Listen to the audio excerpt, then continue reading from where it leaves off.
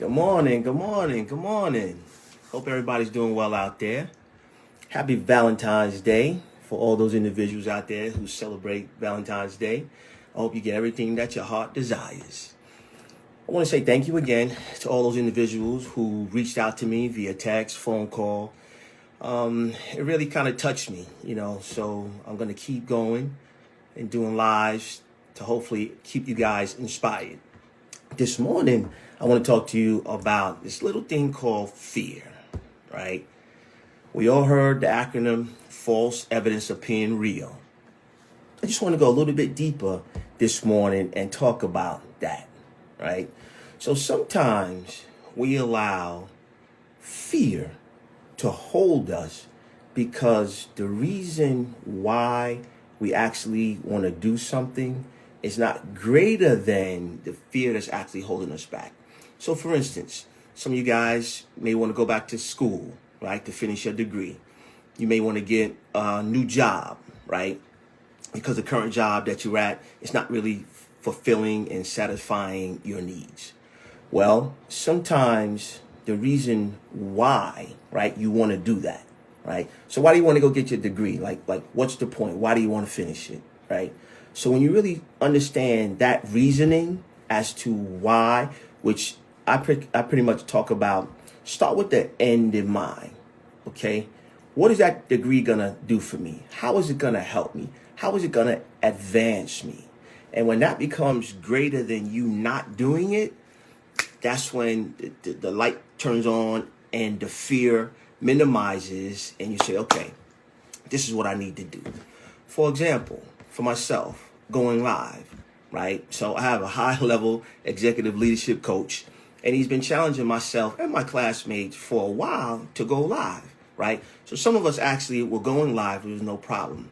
But the majority of us, we weren't, right? Until he challenged us. And he helped us understand that the reason for us going live is greater than the fear of not going live. I said, wow, okay. So based upon that, some of us start going live. Myself, Daryl Thomas, Coach Ty, Shadonica. Cole's been going live for a while, so she goes live more. She kind of keeps us all in line and accountable. But the feedback that we all have been getting has been overwhelming because we took ourselves out of the picture, right? And we realized the reason for going live was greater than the fear of not going live, right? So I asked you, what is it that you know that you need to be doing, but for some reason, the fear of not doing it is overwhelming? Now, only you know what that is, right? Because in your quiet moment, when you're by yourself, it keeps tapping on you. It won't go away. It keeps tapping on you, right? So another example for myself, right? 2005, decided to change my last name, like I told you guys a little bit before, from Thomas Searles to Thomas Taylor. It was very, very fearful, you guys, because I did that at 38 years of age. Got a wife, 2 kids, a house, insurance. I got all of these things that are tied to Thomas Searles. Well, what I realized was the reason for me changing my name was greater than the fear that I had of not changing my name. So some of the fears were, okay, now people have to call me a different name, right?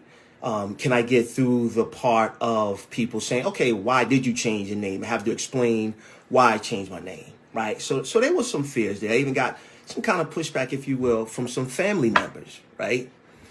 But I realized that if I don't do this, you guys, generations unborn will be impacted. So that was bigger. That reasoning was greater than the fear I had from standing in front of the judge and explaining to the judge why I'm standing here and why I feel that I need to make a wrong right, which is actually physically change my last name. Once that happened, the judge agreed, and believe it or not, it was over 15 years ago, you guys. I mean, so the time goes fast. once you make up your mind and once you make up that decision, once you make up your mind and make that decision that this is what I'm going to do. For instance, I'll give you one more example. Have you ever been in a situation where you just needed money? You needed a certain amount of money because you had to pay a bill, you had to pay rent, you had to pay mortgage, but you need a certain amount of money. And all of a sudden, you got the money in the nick of time, right? Just think about it. It was the exact money that you needed at the exact time you needed it to pay the bill that you needed to pay. So I ask you, was it in the nick of time, right? Or was it the fact that there's a universal principle and you were sold out? What that means is once you said to yourself, there's absolutely, positively no way that I can move forward without this money, the universe lines up and says, oh, okay, she or he is sold out. No issues, no ifs, no ands, no maybes, no buts. They need this amount of money to take care of this situation. So what happens? All of a sudden, it appears. Coincidence, you might say? Nah, we all know, we all heard that coincidence is God's way of saying anonymous. So it wasn't just a coincidence, right? Your inner being, your soul, your inner man, your inner woman was sold out. No questions, no if, no ands, no buts. Now, you was fearful in the beginning that, man, I might not get this money in order to pay this bill. That's fear. But guess what, ladies and gentlemen? The reason why you needed that money was greater than the fear of you not having that money, right? So first of all, you change your frame of mind, you change your thinking, and you was totally sold out that the reason why I need it is greater than me not having it. And all of a sudden, it appeared. Well, life is the same way. That thing that you fear the most, that you fear the greatest, it has just come to hold you and keep you from living the destiny that you know that you should live. That's all. So when you realize that the thing that you have inside of you to help those around you is greater than what's holding you, that's when you move. And I have enough courage in you and belief in you that you can do it. You know why? Because God would not have given it to you if he didn't think that you was able to carry it out. Right? He knows. But what happens is sometimes we get in the way, right? Our feelings, our emotions kind of get in the way and we're not sure. But I'm here to tell you, you can do it.